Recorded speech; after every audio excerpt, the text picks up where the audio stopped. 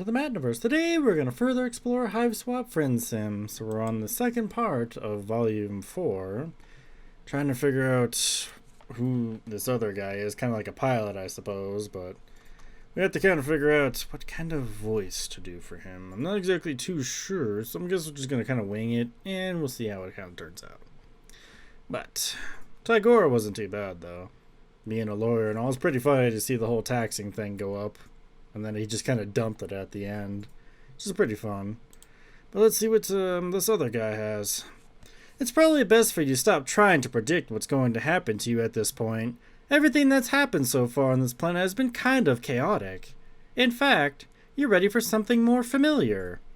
You head back to the site of your abandoned spaceship. Sure, it's smashed beyond repair, but it's a little slice of home. Maybe at least one or two pieces of it are fixable. You march off in what you think is the right direction. Great. But when you get there, you're not alone. A little guy in a hat and big goggles is standing there, gazing at your spaceship. Maybe assessing it? Oh, so he's a little guy? Okay, that helps a bit. As you watch, he breaks off a couple gears and stuffs them into his pocket. I'll take repair. Hey! You clear your throat loudly. Good gapple and gravy! Why, I've never seen the likes of you before. What strange wonders the heavens have rained down upon us today. You quickly lose an indignation you were building up. He's smiling at you, and his words seem at least somewhat amicable. Maybe you got this all wrong. Maybe this is the next person you're going to get chummy with. You cut right to the chase. No point beating around the ground leaf covering. What? That's probably what they call it on this planet. Oh, okay. You let this guy know you're the proprietor of the spaceship he's stripping, and you're in mighty need of a new friend. A friend, eh? A bosom companion? A pal about town? I've seen nary a Toman, Dickus, or Harry? What the hell? Round these parts, you might fit the bill. You were kind of trying to imply that this guy could be your friend. Is it too late to say that now? You try to imply it with your eyebrows. Okay, how does that work? You just... you maybe?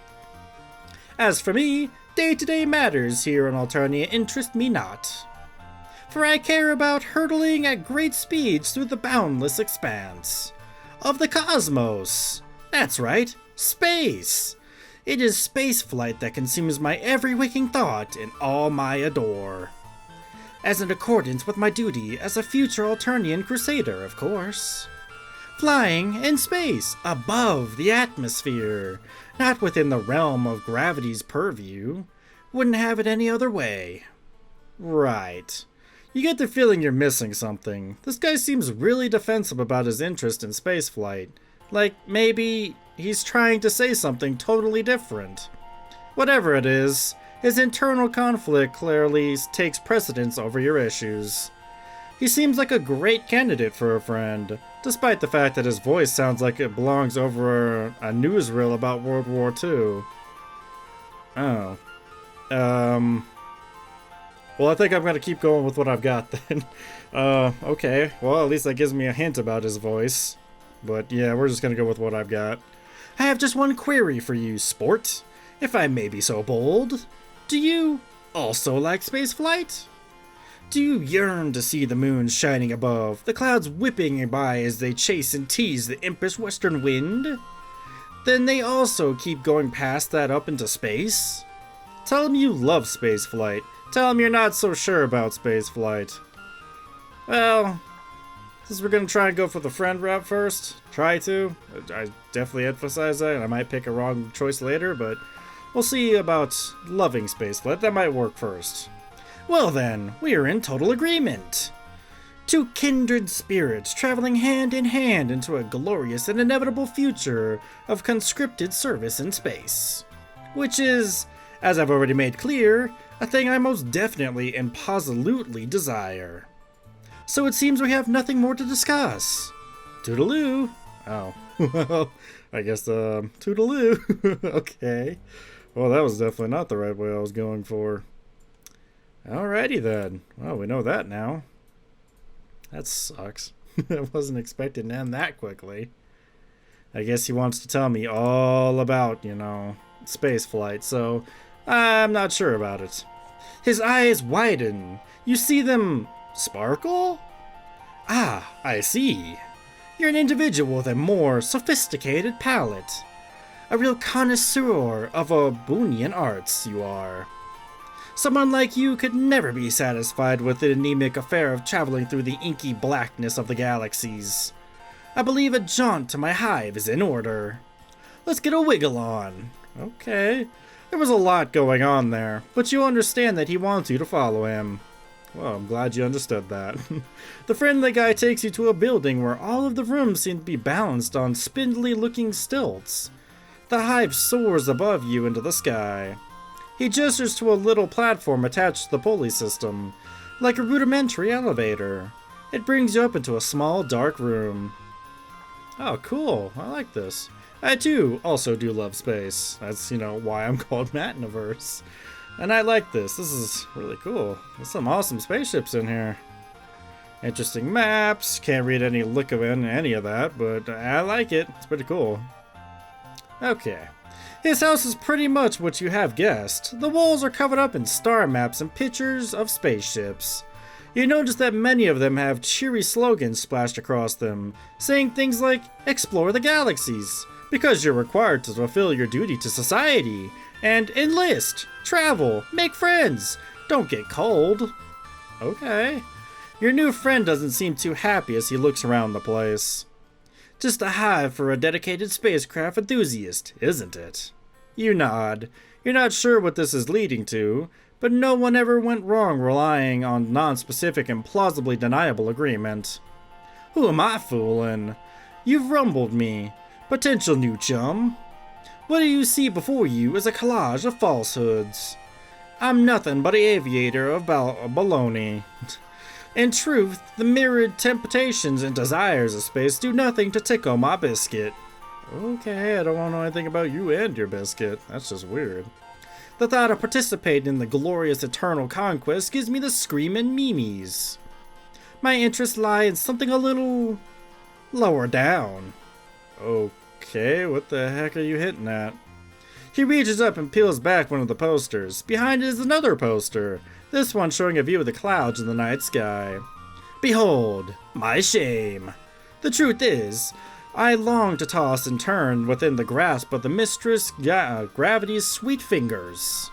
To traverse the sky, can such a thing be? Imagine flying within the confines of Alternia's very atmosphere.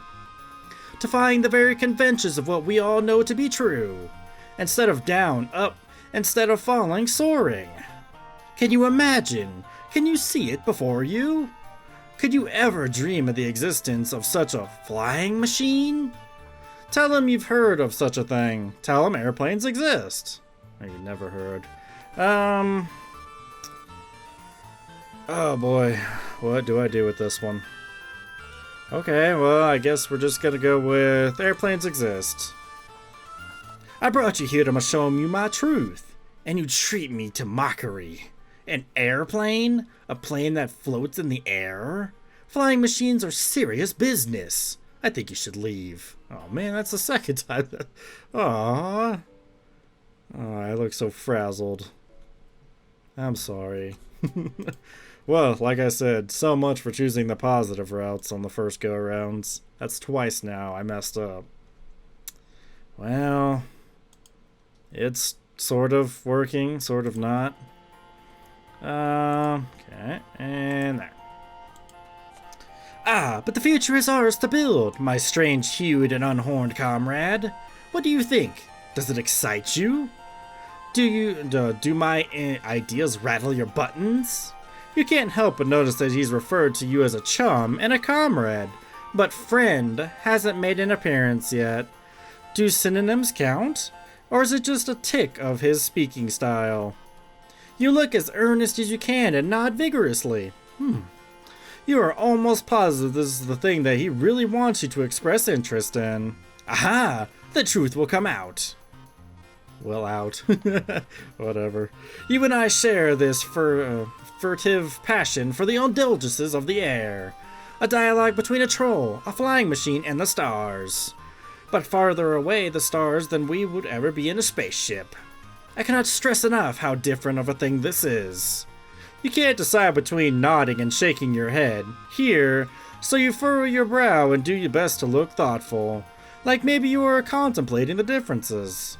This fella's demeanor towards you is definitely shady to the more temperate climate zones.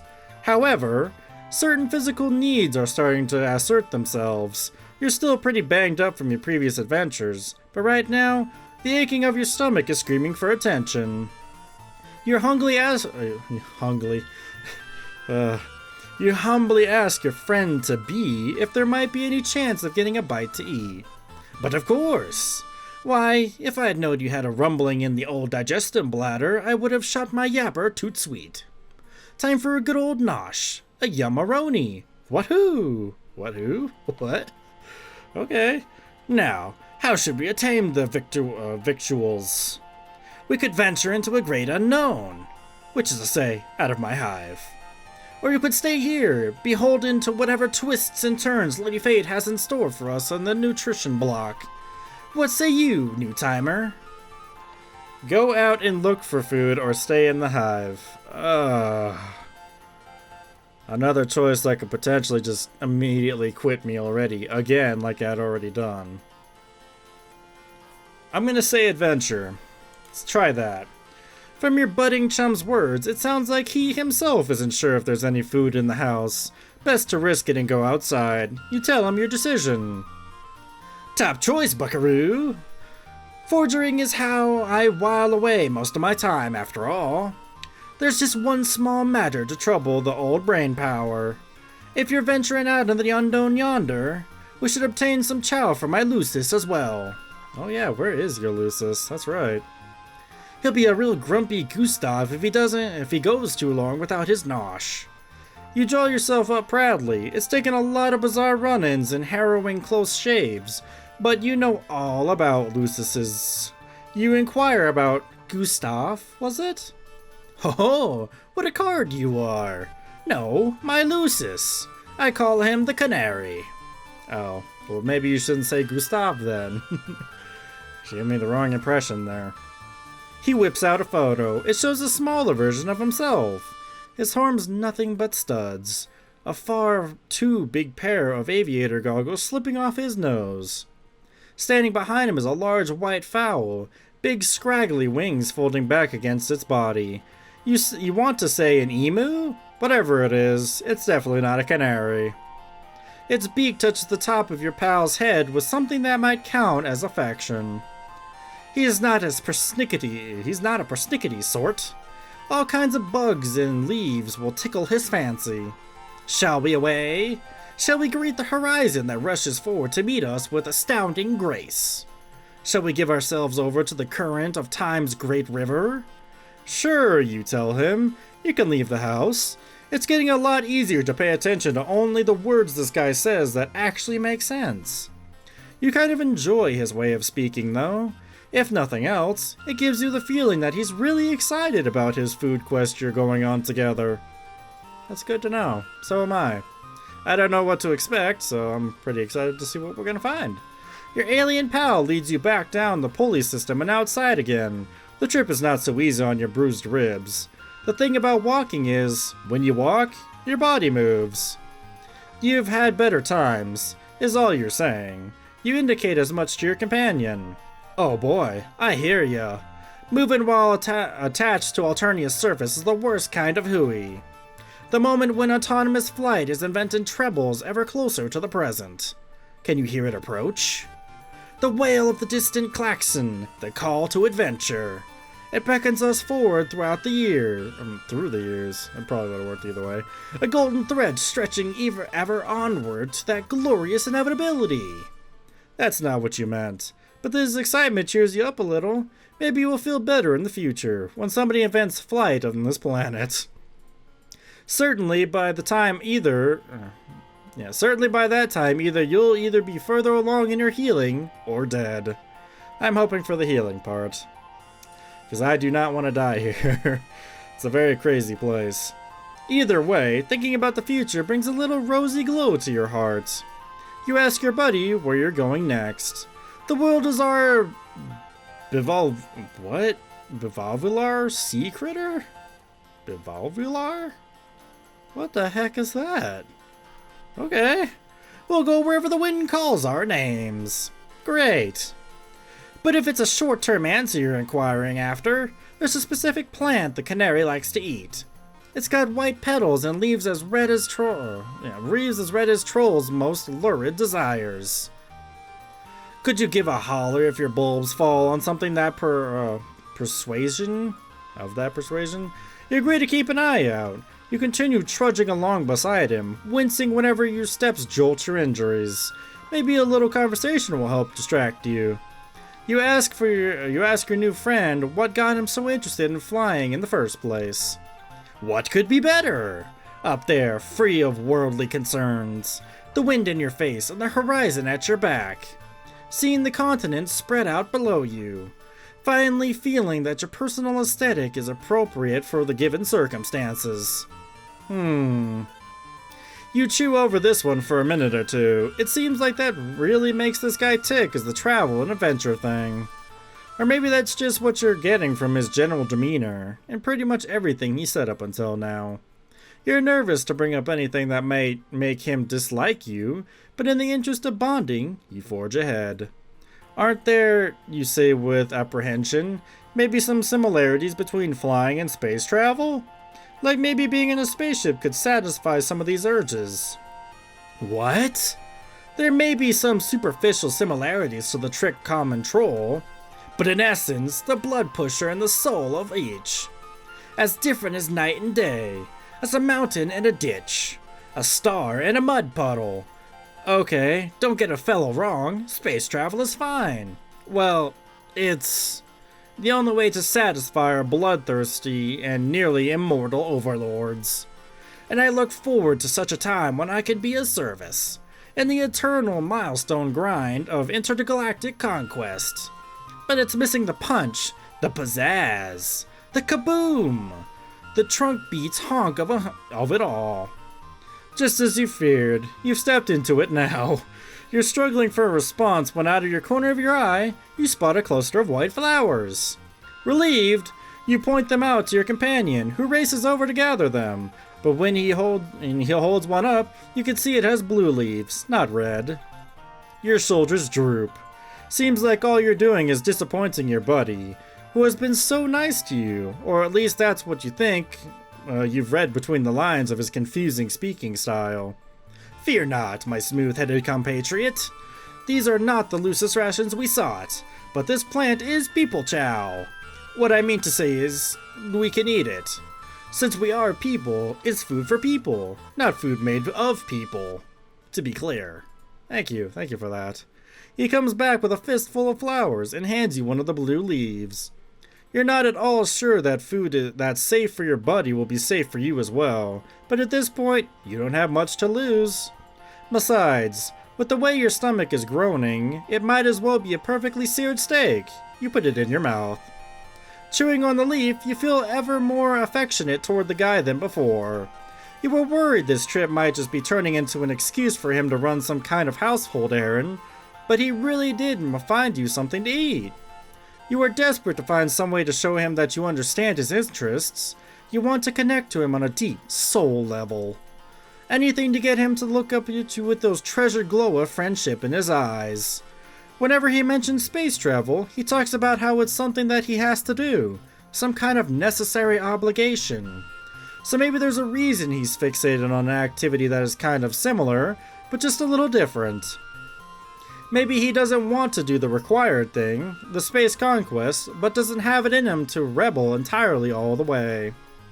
Maybe airplane flight, or whatever similar thing he is envisioning, is a compromise between what he has to do and what he wants to do. A balance, like all must find, in order to live as an individual in the society that shapes one's desires from birth. You cautiously open your mouth, heart pounding. You venture to ask your pal if he maybe would rather not satisfy the demands of the bloodthirsty overlords? If maybe a part of him wants to get into his flying machine and, leave. For real? Dots. That's dots. He seems taken back. Maybe you should have never said it. What a huge mistake. You probably pushed his friendship out of your reach for good now. Panicking, you point to the side, yelling that you see a big field of white flowers in that direction. Oh, well, at least he bounced back that quick. That's good. Your potential friend leaps to action, seemingly also glad to be given a reason not to answer this question. He races forward in the direction you indicated. In a matter of seconds, there's a yelp and your new acquaintance vanishes. Oops.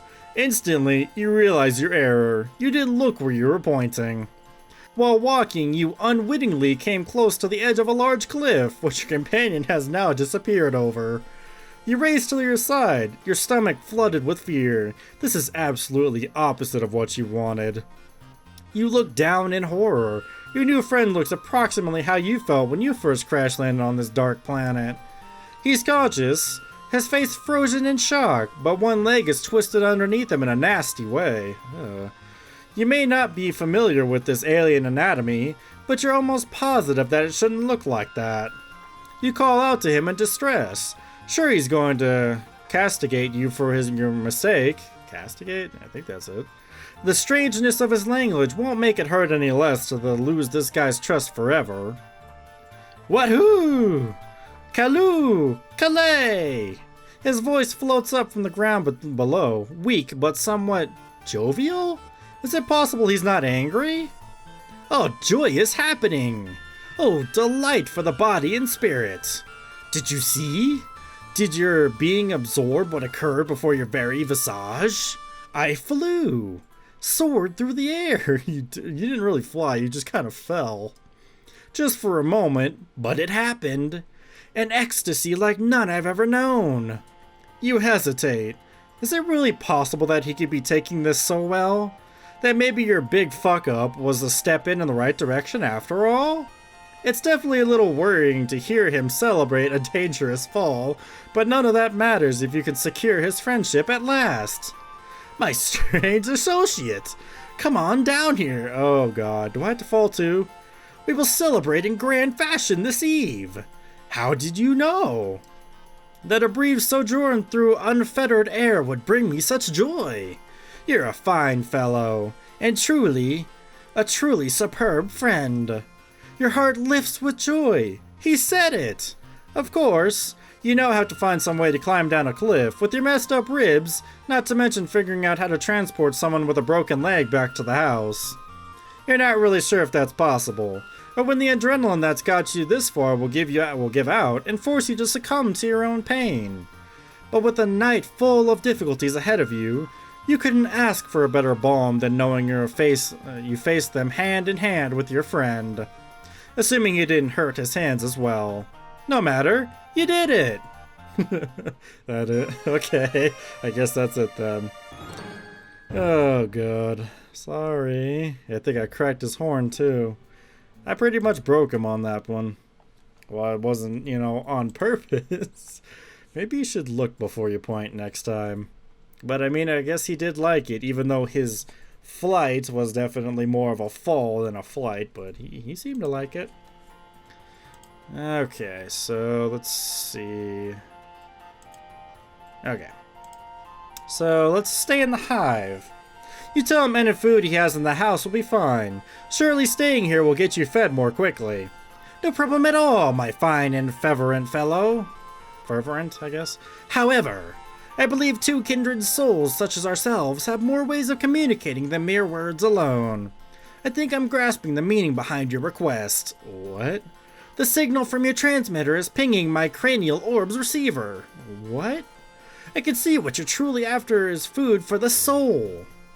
You definitely meant food for the body.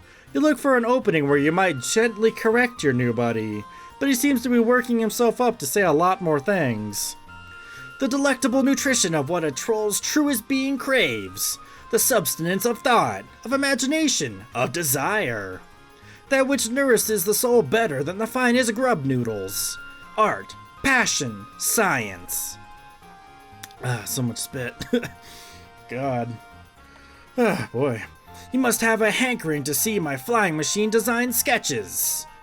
Despite your troubles, you can't help but think his enthusiasm is kinda sweet. You nod weakly. You make one last attempt, indicating that food might strengthen you to fully appreciate his work. No need to worry.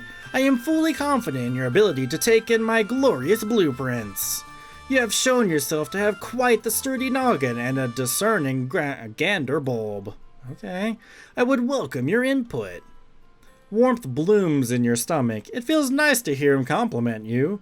You're not sure what you've actually done to earn his praise, but you definitely don't want to ruin this now. Maybe seeing his designs will be fun, even on an empty stomach. Maybe it really will nourish you on a level that will help you forget about the Prozac earthly nourishment you thought you wanted. I think that was right. Prozac? Yeah. You tell him you're in. Not so fast. That which I am planning to reveal to you is what I keep closest to my torso pillar. Torso pillar? Okay. It's not that I don't trust you, my footloose and horn-free cohort, but I think I would like to trust you a little more before vivisecting myself? I think that's what that is.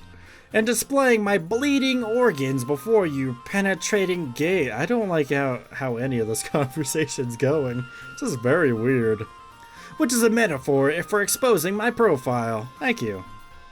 Still don't like the way you said it though. Might I trouble you to participate in a small trust trial? No problem, you tell him. Your bud insists you make yourself comfortable while he gets a few supplies. After a few minutes, he returns with a fistful of fabrics in different colors. Here's what we've been bouncing around the old brain box of mine, buddy-o. I'm going to tie this blindfold around your face. Then I'm going to give you some instructions. And you're going to try to locate the case where I keep my treasured sketch. How am I going to do that? If you find it, it's going to mean we trust each other deeply. Like two wings working in unison to achieve liftoff. If that's how wings work, I'm still figuring out the principles of that matter. What a romp. Are you up for it? It's too late to turn back now, and really, you don't want to. It's kind of a relief to have him tell you what you can do to earn his friendship in plain terms. Well, as plain as this guy's terms ever get. You give him a thumbs up. Now we're on the trolley. He quickly ties the fabric around your face. The time is upon us. Time for the inaugural flight of the deepening bond. Time to nudge our fledgling companionship out of the nest and see what happens. Your new friend starts to direct you around the room. To the left. No, my left. Sorry, okay, I meant your left. And now onwards to the glorious future that lies before us. You smile weakly. Yeah. Doing your best to follow his instructions. He sounds happy, so you must be getting somewhere. Almost to the doorway. 3 steps forward if you would be so... Wait! Crash. Okay. You stagger backwards from the impact. You hear yourself wheeze. The shock has totally knocked your lungs out of commission. Your chest jerks in the tiny contractions as you gasp for air. Oh, beans. Dig dang darn it. There's no pain, just an intense pressure focused on the center of your face. Right around where you ran into something face first. Yes. You pull at the blindfold, and you hear footsteps, which probably means your new friend is rushing over to help. Hi. He gets the blindfold untied, and his face swims into your vision. He looks utterly gobsmacked. While I'll be a hornet's... Oh boy. Well, I'll be a Hornbee Scrubs food. Everything copacetic, new pal? You put your hand to your face and touch something wet. Sure enough, when you pull your fingers away, they're covered in blood. Oh, just from banging headfirst into a door? I mean, that's... Wow, okay. That seems pretty weak for your body to just go ahead and bleed out for something like that, but I guess I must have hit it really hard then. Your nose isn't gushing or anything, just sending out a couple of rivulets to let you know that it's having a bad day. It's not so bad. You tell your acquaintance this, but he doesn't look any less horrified. Shivering Stratucumuli. That's a weird word right there. Stratocumuli. Okay, I'll roll with that. All this time I've been testing you. to see if we could place the tender gift of trust into your declawed little hands. And here we bestowed upon me the greatest trust of all, knowledge of your non-standard hematological attributes. Yes. I am truly honored, flabbergasted, absolutely pushed to the brink of rationality by such a display of faith. Never mind the trust trial, you deserve to see my sketches. Just wait here. Be back in 2 shakes of a baby Bobbeast's hindquarters. Okay, whatever that is. You sit down on the floor again, wiping the blood off your face. You're not going to question the stroke of luck you've been shown. Why, if you knew bleeding was the key to his affections all along, you could have encouraged some blood from the sites of your multiple injuries. Yeah, but no matter. You snip the last of your blood back up into your that's gross. Tasting metal at the back of your that's even more gross. When your almost friend returns, he drops a big stack of papers onto your lap. You pace through the designs. The first few are rudimentary, mostly variations of spaceships with little notes like, how do we make it not reach escape velocity? And, less jet fuel? Shape could be less aerodynamic. But as you keep going, the designs get pretty interesting. One seems to rely on some big rotating sails to achieve lift. Another shows a light frame body attached to 4 jointed wings. I really would have liked to actually see these blueprints though. I mean, if I'm flipping through them, I would like to see those instead of him. I mean, it just at least kind of give me an imagination of what's going on. But I guess that's something you gotta do. You briefly wonder what he plans to make the wings out of before you see the note stating that these are dragon's wings. A follow-up scribble states, flapping mechanism? How to soften rigor mortis. What? But hang on, you take a closer look at the machine's frames. This guy's sketch is pretty detailed. The frame doesn't seem to be made of wood or aluminum as you expected, but smaller, individual shapes lashed together with some kind of cord. Okay, maybe it's just a macabre aesthetic. Macabre? But you think it looks like bones? You look back at the other designs. Now that you look at it, the sails of this one have a texture that might be leather or similar. The sketches themselves are picked out of a variety of colors, not dissimilar from some of the brand new blood colors you've discovered lately. Oh boy, you've been down this creepy alien road before. Using your lightest, most jocular tone, you question the bone shapes. You soften your words with a big, non-freaked out smile. Oh, what's that? Well, I'm not a construction professional, you know. Gotta make use of what's available.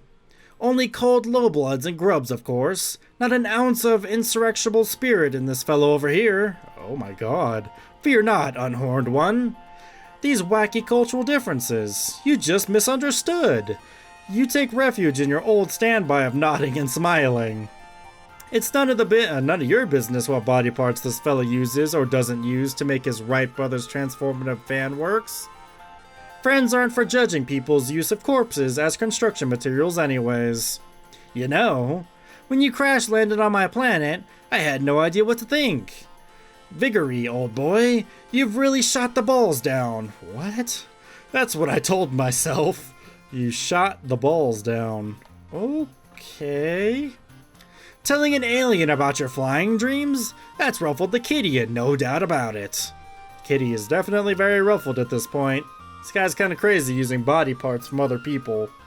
But I mean, like he said, you gotta use what you can find.